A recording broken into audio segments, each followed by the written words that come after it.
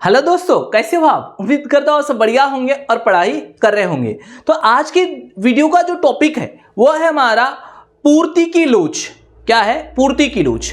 तो इस टॉपिक के बारे में आज पढ़ने वाले हैं। आज हम इस क्लास में पूर्ति का अर्थ समझेंगे, पूर्ति की लोच का अर्थ समझेंगे, उसके बाद इसका परिभाषाएं भी देखेंगे हम, और हम आज पूर्ति के लोच के प्रकार भी कवर कराएंगे। एग्जाम में 8 मार्क्स के लिए पूछा जाने वाला एक क्वेश्चन है, आप ऐसे समझिए। और अगर आप एग्जाम में 8 मार्क लेना चाहते हो तो इस वीडियो को आपको लास्ट तक देखना पड़ेगा, ताकि आपके 8 में से 8 ही नंबर मिले, 7 भी ना मिले। पूरे मेरे से पूरे नंबर चाहिए। तो हर एक बात को डिटेली समझना पड़ेगा कि हर एक चीज का मतलब क्या है। और मैं बड़े ही आराम से, बड़े ही छोटी सी समझ के साथ आपको बहुत समझाना चाहूंगा कि पेपर में पूरे में से पूरे नंबर कैसे लेना है, और इस टॉपिक को पूरे अच्छे लेवल पर आपको कंप्लीट करवा के दूंगा। तो इस पूर्ति के लोच को समझने के पहले मैं एक छोटा सा क्वेश्चन मैं आपके दिमाग से क्लियर करवा लेता हूं, और आपके दिमाग में एक नया कॉन्सेप्ट डाल देना चाहता हूं। पूर्ति मतलब क्या है, ये बात समझ लो, फिर इसके तरफ चलते हम। तो पूर्ति का मतलब होता है कि एक अगर मैं विक्रेता हूं और एक बाजार में एक वस्तु की कीमत है, जैसे ये पेन है, इसकी कीमत 10 रुपए है, और मैं एक विक्रेता हूं और मैं इस 10 रुपए की कीमत पर बस 5 पेन बेचना चाहता हूं। कितने पेज बेचना चाहता हूं?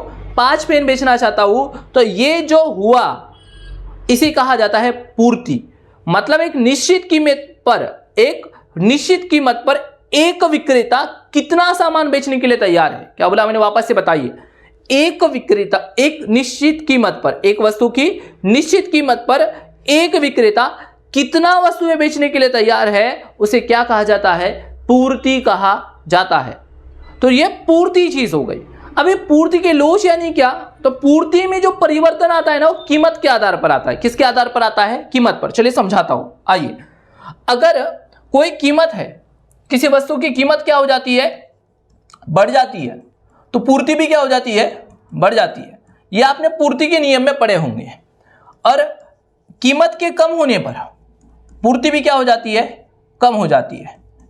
अगर आपने पूर्ति का नियम नहीं पढ़े हो तो कोई बात नहीं, मैं आपको थोड़ा सा समझा देता हूं। यहां पर कीमत मतलब क्या? तो जैसे ये 10 रुपए की चीज 15 रुपए की हो गई, और अब मुझे ज्यादा फायदा होगा। पहले मैं 10 रुपए में 5 पेन बेचने के लिए तैयार था, अब ये 15 रुपए की हो गई, तो मैं ज्यादा फायदे के लिए ज्यादा बेचना पसंद करूंगा। तो कीमत के बढ़ने पर पूर्ति भी क्या कर दिया मैंने? बढ़ा दिया। लेकिन अगर ये 10 रुपए से 8 रुपए हो गई, तो मैं पहले 5 बेच रहा था, तो अब मैं बेचना पसंद नहीं करूंगा कि कीमत क्या हो गई है? कम। मेरा नुकसान हो जाएगा, मैं विक्रेता हूं। तो कीमत के कम होने पर मैंने पूर्ति भी क्या करवा दिया? कम करवा दिया। तो ये बात बोलता है, ये पूर्ति का नियम बोलता है। ये किसके बारे में बात हो रही है? हमारे पूर्ति के नियम के बारे में। तो पूर्ति का नियम क्या बोलता है कि अगर कीमत बढ़ती है तो पूर्ति भी बढ़ती है, और कीमत कम होती है तो पूर्ति भी क्या होती है? कम होती है। लेकिन हमें ये नहीं पढ़ना, हमें क्या पढ़ना है? पूर्ति की लोच पढ़ना है, और पूर्ति के लोच के प्रकार पढ़ना है। ये टॉपिक हमने किसी और वीडियो में एक्सप्लेन करके दे दिया है आपको। आज मैंने आपको थोड़ा रिवाइज करवा दिया इसको, ऐसा समझिए। तो क्या होता है पूर्ति की लोच, वो समझिए। किसी वस्तु की कीमत में परिवर्तन के फलस्वरूप उसकी पूर्ति की मात्रा में होने वाले परिवर्तन की दर को क्या कहा जाता है? पूर्ति की लोच कहा जाता है। मतलब कीमत में परिवर्तन होने पर पूर्ति में जो परिवर्तन होता है उसी को क्या कहा जाता है? पूर्ति की लोच कहा जाता है। कीमत में जो बदलाव आया और उस कीमत के बदलाव के कारण जो पूर्ति में बदलाव आया, उसी को क्या कहोगे आप? पूर्ति की लोच कहोगे। एक बात बताएं मुझे आराम से, ठीक है? मैंने क्या बोला कि अगर कीमत में परिवर्तन आने पर, क्या बोला मैंने? कीमत में परिवर्तन आने पर अगर पूर्ति में भी परिवर्तन आता है, वस्तु की मात्रा में जो होगा वो परिवर्तन आएगा ना, तो इस परिवर्तन को जो बताता है उसी को क्या कहा जाता है? पूर्ति की लोच कहा जाता है। कीमत में परिवर्तन होने पर पूर्ति की मात्रा में जो परिवर्तन होता है उसी क्या कहा जाता है? पूर्ति की लोच कहा जाता है। पूर्ति की जो लोच धारणा है वो हमें क्या बताती है? तो ये हमें बताती है कि वस्तु के मूल्य में परिवर्तन होने पर वस्तु की पूर्ति में होने वाला परिवर्तन बताती है। कीमत के बदलने पर उसकी पूर्ति में क्या परिवर्तन होगा, इस चीज का दर बताने वाली चीज क्या है? आपकी पूर्ति की लोच कहलाती है। मतलब कि किसी वस्तु में कीमत में होने वाले परिवर्तन के फलस्वरूप उसके पूर्ति में जिस दर से परिवर्तन होता है उसी को क्या कहा जाता है? पूर्ति की लोच कहा जाता है। तो अगर आपसे कोई पूछे पूर्ति का लोच यानी क्या है, तो वस्तु की कीमत में परिवर्तन आने पर वस्तु की पूर्ति में क्या परिवर्तन आता है, इस चीज का जो दर है उसी को क्या कहा जाता है? पूर्ति की लोच कहा जाता है। उम्मीद करता हूँ ये चीज़ आपको समझ में आ गई होंगी। फिर हम समझते हैं और भी थोड़ा सा अच्छे लेवल में। तो यहाँ जैसे एक परिभाषा के साथ आपको एक लाइन में बता दिया गया है, किसी वस्तु की कीमत में परिवर्तन के फलस्वरूप पूर्ति की मात्रा में होने वाली परिवर्तन की दर को पूर्ति की लोच कहा जाता है। ये चीज़ याद रखोगे अब। इसे पूर्ति की कीमत लोच भी कहा जाता है और इसे क्या कहते हैं? पूर्ति की कीमत लोच कहते हैं। अब कीमत लोच कहने का रीज़न ये था कि क्योंकि ये जो पूर्ति की लोच है वो बोलता है कीमत में परिवर्तन होने पर पूर्ति में क्या परिवर्तन होगा, किसमें? वस्तु की पूर्ति में, वस्तु की मात्राओं की पूर्ति में क्या परिवर्तन होगा ये बताता है। किसके परिवर्तन की वजह से? कीमत। इसलिए इस पूर्ति को क्या कहा जाता है? कीमत लोच भी कहा जाता है। अब इसको दर्शाने का फॉर्मूला क्या है? तो पूर्ति को ES के नाम से दर्शाया जाता है। ES ऐसे इसको क्या किया जाता है? दर्शाया जाता है। और इसका जो फॉर्मूला बनता है वो क्या होता है? पूर्ति में आनुपातिक परिवर्तन अपॉन है बटे में पूर्ति में आनुपातिक परिवर्तन और कीमत में आनुपातिक परिवर्तन। ये क्या है? हमारे पूर्ति की लोच निकालने का क्या है? फॉर्मूला है। पूर्ति की लोच निकालने का फॉर्मूला है। पूर्ति को ऊपर रखा गया है, कीमत को नीचे रखा गया है। मतलब पूर्ति में आनुपातिक परिवर्तन और कीमत में आनुपातिक परिवर्तन को ही क्या कहा जाता है? पूर्ति की लोच कहा जाता है। क्लियर है आपको ये बात? तो चलिए आगे हम बढ़ते हैं और हम आगे बात करते हैं इसकी परिभाषाओं के बारे में। किसके बारे में? परिभाषा के बारे में। अभी मैंने आपको क्या समझा दिया? अभी मैंने आपको ये बात समझा दिया कि पूर्ति का लोच क्या है। अभी मैं आपको ये समझा देता हूँ कि इसकी परिभाषाएं क्या है, किस अर्थशास्त्री ने इसको किस तरीके से परिभाषित किया, ये भी आपको पता होना चाहिए। जब भी पेपर में क्वेश्चन आता है तो पहले में अर्थ लिखना पड़ता है, फिर उसकी परिभाषाएं लिखनी पड़ती है और फिर मेन मुद्दा आता है हमारा किसका?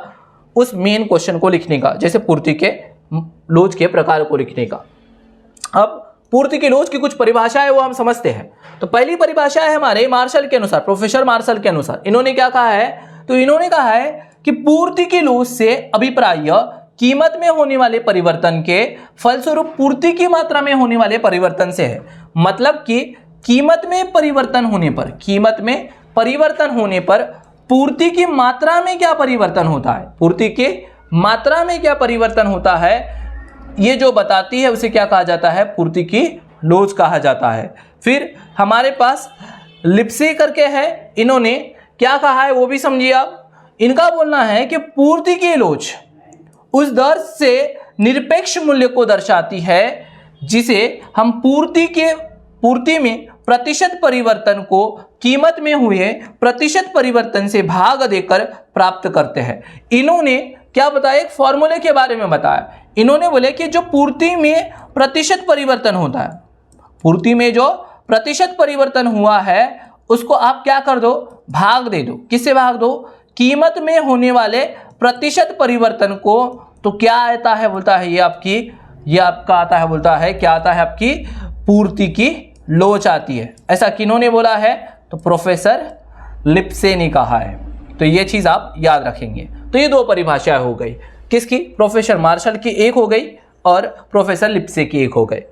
तो इस तरीके से आप इनको समझ सकते हो। एक और परिभाषा है हमारे पास सैमुअल्सन के हिसाब से। इन्होंने क्या कहा है? तो इन्होंने कहा कि जो पूर्ति की लोच है कीमत में होने वाले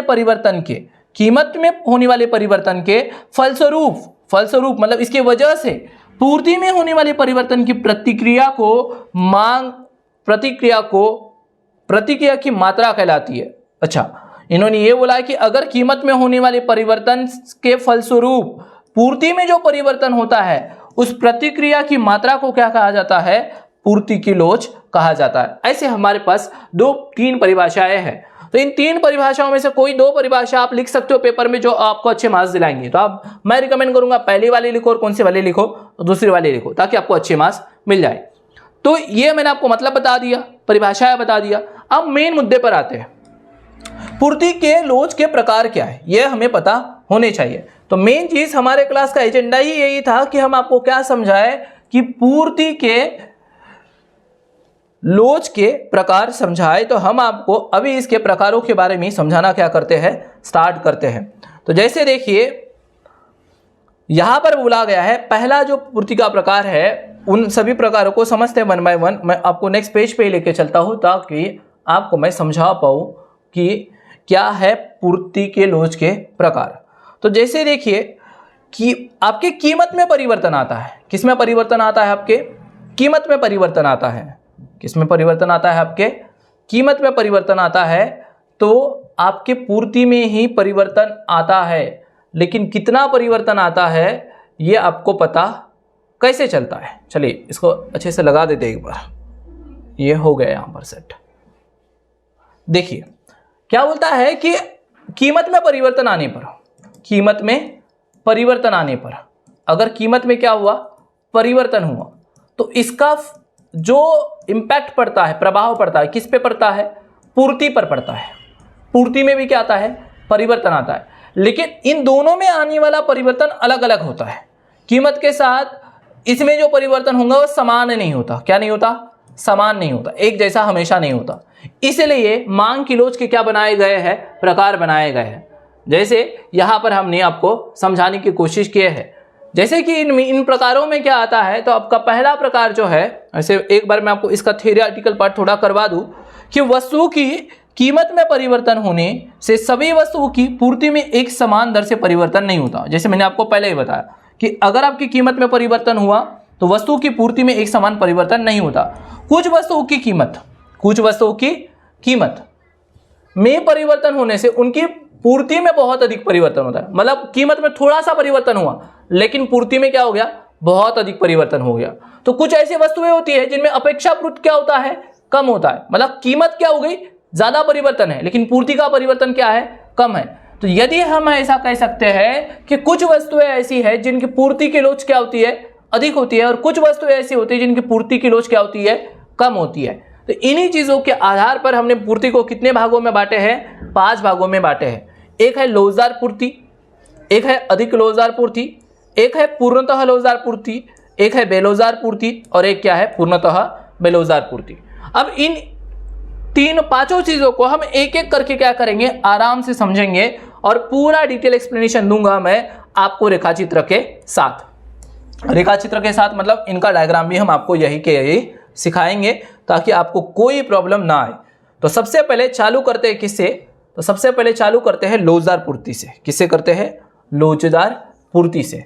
चलो इसको पहले हटा देते हैं थोड़ा, ताकि बोर्ड थोड़ा क्लीन रहे, तो आपकी अंडरस्टैंडिंग अच्छी रहे। ये हमने हटा दी है। अब मुझे आपको समझाना है, क्या समझाना है मुझे, सबसे पहले आपको लोचदार पूर्ति के बारे में समझाना है। तो चलिए समझते हैं क्या होता है लोचदार पूर्ति में। तो जैसे कि यहाँ लिखा है, यदि किसी वस्तु की कीमत में परिवर्तन के अनुपात में ही उसके पूर्ति में ही क्या होता है, परिवर्तन होता है। मतलब कीमत में, वस्तु की कीमत में होने वाला परिवर्तन उसकी पूर्ति में होने वाले परिवर्तन से समान है। क्या है, समान है।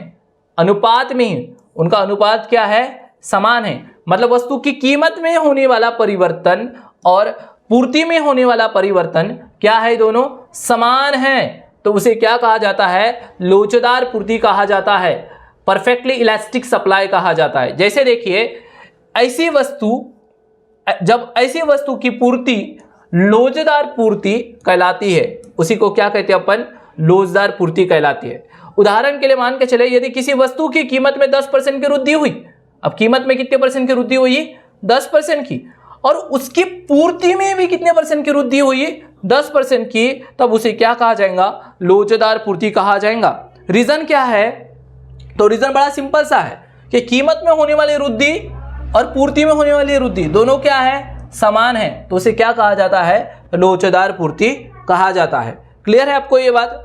तो चलिए हम आगे बढ़ते हैं और हम आपको समझाते हैं किससे, इस रेखा चित्र से। किससे समझाते हैं, इस रेखा चित्र से। तो ऊपर वाला डाटा हमें हटाना पड़ेगा, इसलिए हम इसको हटा देते हैं जल्दी से, ताकि आपको हम अच्छे से आराम से समझा पाए। चलिए इमेज को ऐसा रखते हैं। तो जैसे कि आप देख पा रहे होंगे, हमने एक डायग्राम आपके लिए यहाँ पर बना के रखे हैं, और इसी डायग्राम से हम आपको चीज़ें क्या कराएंगे, समझाएंगे। तो थोड़ा सा मैं इसको छोटा कर देता हूँ ताकि आपको अच्छे से दिखे। डायग्राम के साथ इसका एक्सप्लेनेशन भी आपको दिखना चाहिए। तो ये हमने रख दिए आपके अंडरस्टैंडिंग के लिए अच्छे से।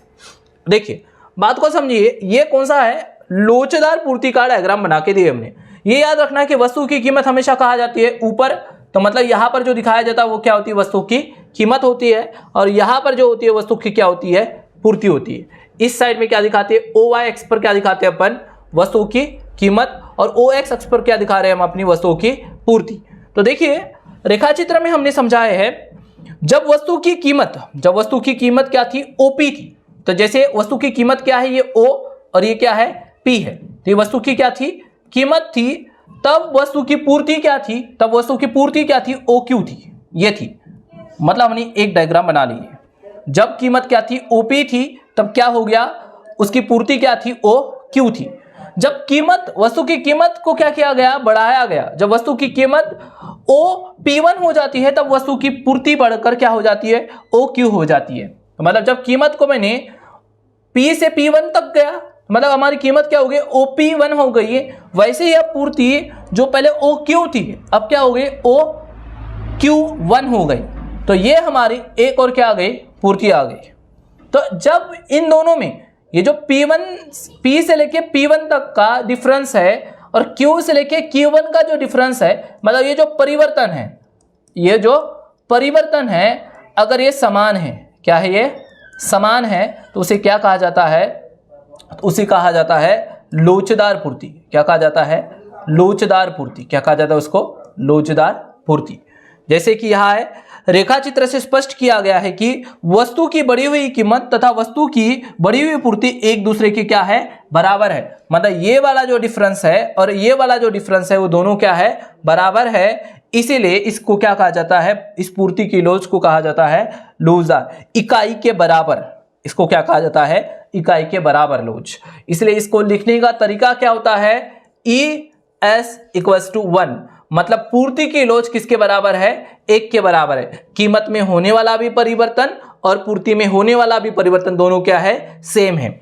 चलिए आगे बढ़ते हैं, इसको हटा देते हैं, हम बोर्ड को क्लीन करते हैं और सेकंड टाइप के बारे में हम आपको समझाते हैं। आराम से समझिए और नोट्स बनाइए, लिखिए इसको अपने पास, तभी आपको ये चीजें क्या होंगी, अच्छे से समझ में आएंगी। तो अभी आप आगे बढ़ते हैं और समझते हैं सेकंड टॉपिक, अधिक लोचदार पूर्ति। किसको समझते हैं, अधिक लोचदार पूर्ति। मतलब यहाँ पे क्या होता है, तो जो कीमत का परिवर्तन होता है, कीमत का क्या होता है, परिवर्तन होता है, वो कम होता है। क्या होता है, कम होता है। लेकिन पूर्ति में होने वाला परिवर्तन, काय में होने वाला परिवर्तन, पूर्ति में होने वाला परिवर्तन क्या होता है, ज्यादा होता है। तो उसे क्या कहा जाता है, तो उसे कहा जाता है अधिक लोचदार पूर्ति। चले पढ़ते हैं, समझाते हैं आपको। जब वस्तु की कीमत में थोड़े से परिवर्तन, मतलब वस्तु की कीमत में आपने थोड़ा सा परिवर्तन किया हो, फलस्वरूप इसके वजह से पूर्ति में बहुत अधिक परिवर्तन होता है। पूर्ति में क्या होता है, बहुत अधिक परिवर्तन होता है, उसे अधिक लोचदार पूर्ति या अत्यधिक लोचदार पूर्ति कहते हैं। दूसरे शब्दों में पूर्ति में होने वाला आनुपातिक परिवर्तन जो वस्तु की कीमत में होने वाला परिवर्तन होता है, वस्तु की कीमत में होने वाले परिवर्तन से क्या होता है, बहुत ही अधिक होता है। जैसे मैंने आपको समझाया। तो अधिक लोचदार पूर्ति यानी क्या होता है, अगर आपसे कोई पूछे तो क्या बताओगे आप, जल्दी से बताओ मुझे, कि वस्तु की कीमत में होने वाला परिवर्तन, क्या बोलोगे, वस्तु की कीमत में होने वाला परिवर्तन कम है लेकिन पूर्ति में होने वाला परिवर्तन ज्यादा है, तो उसे क्या कहा जाएगा, अधिक लोचदार पूर्ति कहा जाएगा। जैसे यहां देखिए डायग्राम में, तो जैसे पहले बताया कि इधर कीमत लिखी जाती है वस्तु की और इधर वस्तु की क्या लिखी जाती है, पूर्ति लिखी जाती है। तो जब वस्तु की कीमत क्या थी, ओपी थी, जब क्या थी, वस्तु की कीमत ओपी थी, तब वस्तु की पूर्ति क्या थी, ओक्यू थी। जब वस्तु की कीमत ओपी थी तब वस्तु की पूर्ति क्या थी, ओक्यू थी।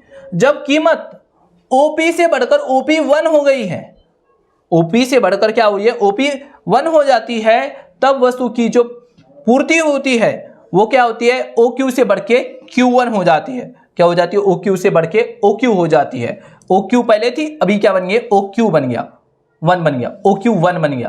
तो अब देखो आपकी कीमत है ये, P मतलब प्राइस, कीमत। तो कीमत में होने वाला परिवर्तन कम है लेकिन पूर्ति में होने वाला परिवर्तन क्या है, ज्यादा है। तो इसको क्या कहा जाता है, अधिक लोचदार पूर्ति। मतलब पूर्ति की लोच क्या है, ज्यादा है। और किससे ज्यादा है, इकाई से ज्यादा है। इकाई से ज्यादा मतलब 1 से ज्यादा है। तो यह रेखा चित्र से स्पष्ट है कि वस्तु की कीमत में वृद्धि की अपेक्षा पूर्ति में होने वाली वृद्धि क्या है, अधिक है। मतलब यहाँ जो वृद्धि अगर 2 की होगी तो यहाँ पे 4 की हुई होंगी या 3 की होंगी, मतलब 2 से ज्यादा। अतः वस्तु की जो लोच है वो इकाई से क्या है, अधिक है। इकाई से अधिक है मतलब 1 से अधिक है, इसलिए इसको कैसे दिखाया जाता है, ई एस बड़ा है मतलब पूर्ति की लोच ज्यादा है, किससे ज्यादा है, 1 से ज्यादा है। ये पहली चीज हो गई। नेक्स्ट क्या है हमारा, 2 टाइप पढ़ लिए हमने, अब तीसरे टाइप पे आ जाओ। किस पे आ जाओ, तीसरे टाइप पर। तीसरा टाइप क्या है आपका, तो तीसरा टाइप है आपका कौन सा, वो है पूर्णतः लोचदार। क्या है, पूर्णतः लोचदार। अब ये पूर्णतः लोचदार क्या होता है, तो ये भी हम आपको अभी समझा देते हैं। इसको थोड़ा सा ऊपर करते हैं और हम आपको इसको समझा देते हैं। डायग्राम से भी समझाएंगे, पहले हम आपको इसका एक्सप्लेनेशन समझा देते हैं, फिर डायग्राम से भी समझते हैं। ऐसे केस में क्या होता है, तो जो वस्तु की कीमत होती है, जो वस्तु की कीमत में होने वाला परिवर्तन न होने पर भी, मतलब कीमत में कोई परिवर्तन नहीं होता, कीमत क्या होती है, स्थिर। कीमत क्या होती है, स्थिर होती है, ठीक है। होने पर भी पूर्ति में बहुत अधिक मात्रा में क्या होता है, परिवर्तन, लेकिन पूर्ति में क्या होता है, परिवर्तन होता है। तो ऐसी को क्या कहा जाता है, पूर्ति को पूर्णतः लोचदार पूर्ति कहा जाता है। मतलब आपकी कीमत स्थिर रहती है, आपकी कीमत क्या रहती है, स्थिर रहती है, लेकिन आपकी पूर्ति में क्या होता है, अधिक परिवर्तन होता है, तो उसे क्या कहा जाता है, पूर्णतः लोचदार पूर्ति कहा जाता है। दूसरे शब्दों में कहे, जब किसी वस्तु की कीमत में परिवर्तन न हो, अत्यंत सूक्ष्म परिवर्तन हो, किंतु पूर्ति में उसकी अपेक्षाकृत अत्यधिक परिवर्तन होता है, तो ऐसी पूर्ति को क्या कहा जाता है, पूर्णतः लोचदार पूर्ति कहा जाता है। मतलब आपका ये कि आपकी कीमत स्थिर रहेगी, कीमत में कोई परिवर्तन नहीं आएगा, लेकिन आपकी पूर्ति में क्या आएगा, परिवर्तन आते जाएगा, तो उसे क्या कहा जाएगा, तो उसे कहा जाता है पूर्णतः लोचदार पूर्ति। मतलब कीमत स्थिर है लेकिन अत्यधिक परिवर्तन किसमें आ रहा है, आपके पूर्ति में। जैसे देखो ये OS अक्ष पर ये वस्तु की क्या है, पहले तो कीमत है और ये वस्तु की पूर्ति है। तो OS अक्ष पर आप देखते हो तो ये OX अक्ष है, इस पे जो वस्तु की पूर्ति है, और OY अक्ष पर वस्तु की क्या दर्शाई गई है, कीमत दर्शाई गई है। मैंने आपको पहले ही बताया था। जहाँ SS जो है वो पूर्णतः लोचदार पूर्ति वक्र दिखाता है। SS मतलब ये वाला S और ये वाला S, तो ये क्या है, हमारा पूर्ति वक्र है। तो यहाँ आपकी कीमत स्थिर है और बस चेंज कौन होंगी, आपकी पूर्ति इधर उधर जाते रहेंगे। तो वही चीज लिखा है, जो कि आधार पर OX के समांतर, ये OX के समांतर ऊपर में रेखा बनी है ना, इसे SS रेखा है। रेखा चित्र से स्पष्ट है कि कीमत में परिवर्तन न होने पर भी, कीमत बदली क्या, S थी ना, OS थी ना कीमत, तो कीमत क्या रही, OS ही रही, लेकिन क्या हुआ, वस्तु की पूर्ति में लगातार क्या हो रही है, वृद्धि हो रही है। तो ऐसी चीज को क्या कहा जाता है, पूर्णतः लोचदार, या क्या कहा जाता, अनंत पूर्ति कहा जाता है। मतलब इसकी जो लोच है वो क्या है, बहुत ज्यादा होती है। फिर आगे बढ़ते हैं, नेक्स्ट टाइप की तरफ आते हैं। और नेक्स्ट जो टाइप है हमारा वो कौन सा है, तो हमारा नेक्स्ट टाइप है बेलोचदार पूर्ति। अब ये उल्टा है, क्या है, ये उल्टा है। किसका उल्टा है, पहले अच्छा पूर्णता नहीं, बेलोचदार पूर्ति। इसमें क्या होता है, पूर्ति में होने वाला परिवर्तन, पूर्ति में होने वाला परिवर्तन कीमत में होने वाले परिवर्तन से क्या होता है, कम। मतलब पूर्ति का परिवर्तन कम है और कीमत में होने वाला परिवर्तन क्या है, कम है। क्या बोला, पूर्ति में होने वाला परिवर्तन कम है और कीमत में होने वाला परिवर्तन ज्यादा है। तो ऐसी पूर्ति को क्या कहा जाएगा, बेलोचदार पूर्ति कहा जाएगा। जैसे अर्थात जब किसी वस्तु की पूर्ति में आनुपातिक परिवर्तन उसकी कीमत में होने वाले आनुपातिक परिवर्तन से क्या होता है, कम होता है। मतलब पूर्ति में होने वाला परिवर्तन कम है और कीमत में होने वाला परिवर्तन ज्यादा है, तब ऐसी पूर्ति को क्या कहा जाता है, बेलोचदार पूर्ति कहा जाता है। जैसे आप देखो यहाँ रेखा चित्र पर देखो, पहले कीमत OS थी, तो अब कीमत क्या हो गई, OS से OS OP से क्या हो गया, OP1 हो गई, यहां तक आ गए। मतलब कीमत में इतना परिवर्तन आया, इतना ज्यादा परिवर्तन आया। लेकिन जो आपकी वस्तु की पूर्ति थी वो पहले OQ थी, तो ये OQ1 हो गई। मतलब पूर्ति में जो परिवर्तन आया वो छोटा है। जब कीमत में होने वाला परिवर्तन ज्यादा हो, कीमत में होने वाला परिवर्तन क्या है, ज्यादा, लेकिन पूर्ति में होने वाला परिवर्तन क्या हो, आपका कम हो, तो उसे क्या कहा जाता है, बेलोचदार पूर्ति कहा जाता है। वही बात यहाँ लिखी भी है रेखा चित्र में, जब वस्तु की कीमत OP है तब वस्तु की पूर्ति क्या है, OQ है। लेकिन जब वस्तु की कीमत बढ़कर क्या हो गई, OP से OP1 हो गई, तब वस्तु की पूर्ति भी बढ़कर OQ से क्या हो गई, OQ1 हो गई। तो रेखा चित्र से स्पष्ट है कि वस्तु की कीमत में वृद्धि होने की अपेक्षा पूर्ति में होने वाली वृद्धि क्या है, कम है। मतलब कीमत में होने वाली वृद्धि ज़्यादा है और पूर्ति में होने वाली वृद्धि कम है, इसलिए इसे वस्तु की पूर्ति की लोच इकाई से कम कहा जाता है। इकाई से कम है मतलब जो ये लोच है, ये से दिखाते लोच, वो इकाई से कम है मतलब 1 से कम है, इसलिए इसको इस तरीके से क्या किया जाता है, दर्शाया जाता है। पेपर में इससे भी एक क्वेश्चन आ जाता है, ठीक है, बताना पड़ता है क्यों किस तरीके से है। अगर ऐसा लिखा रहा तो आपको बताना पड़ेगा ये कौन सी पूर्ति है। तो इसको क्या कहा जाता है, बेलोजदार पूर्ति। क्या कहा जाता है, बेलोजदार पूर्ति। इसको कम लोजदार पूर्ति के नाम से भी जाना जाता है, ठीक है, ये भी बात याद रखोगे आप, कम लोजदार पूर्ति के नाम से भी इसको जाना जाता है। क्लियर है। अब लास्ट है, कौन सा है लास्ट हमारा, बेलोजदार पूर्ति। अब बेलोजदार पूर्ति में क्या होता है, तो पूर्ति जैसा नाम है इसका, इसकी पूर्ति में कोई लोच ही नहीं है, बेलोजदार है मतलब पूर्ति में कोई चेंज आने वाला नहीं है। अब चेंज किस में आएगा, आपके कीमत में परिवर्तन आएगा। किस में परिवर्तन आएगा, कीमत में आएगा, पूर्ति में कुछ होने वाला नहीं है। जब किसी वस्तु की कीमत में अत्यधिक परिवर्तन होने पर भी उसकी पूर्ति में कोई परिवर्तन न हो, ऐसी दशा में वस्तु की पूर्ति को पूर्णतः बेरोजगार पूर्ति कहा जाता है। मतलब कीमत में परिवर्तन ज्यादा है लेकिन पूर्ति में कोई परिवर्तन नहीं है, तो उसे क्या कहा जाता है, पूर्णतः बेरोजगार पूर्ति कहा जाता है। इस प्रकार की पूर्ति की लोच के अभाव पाया जाता है। इस तरीके की ऐसी पूर्ति की लोच, मतलब ये जो लोच है पूर्णतः बेरोजगार, ऐसी लोच दिखाई नहीं देती। इसमें पूर्ति रेखा आधार रेखा पर लंबवत रेखा दिखाई देती है। अब कैसे दिखाई देती है आपको दिखाता हूं मैं। तो यहां पर ये जो पूर्ति रेखा दिखाई दे रही है वो जैसे है आधार रेखा, जैसे एक स्टैंड पोजीशन में दिखाई दे रही है, स्टैंडिंग पोजीशन में, मतलब एक खड़ी रेखा है, लंबवत रेखा है यह है। क्योंकि वस्तु की कीमत जैसे ओपी थी पहले, तो ओपी से ये क्या हो गया, OP1 हो गया, लेकिन वस्तु की पूर्ति पहले भी OQ थी और अभी भी क्या है, OQ ही है। मतलब इसके पूर्ति में कोई परिवर्तन नहीं आया, मतलब वो जीरो परिवर्तन है, इसलिए इसे क्या कहा जाता है, पूर्ति की लोच किसके बराबर होती है, 0 के बराबर होती है। जैसे आप रेखा चित्र में देख पा रहे होंगे, लिखा ही है रेखा चित्र में OQ वस्तु की, अच्छा SQ, ये जो है ना SQ, ये SQ है, ये जो SQ है वो क्या है, हमारी पूर्ति रेखा है। इस पूर्ति रेखा जो है OY अक्ष पर, ये OY अक्ष है, यहां पर क्या है, समांतर है, इसको क्या है, समांतर है, पैरेलल है दोनों।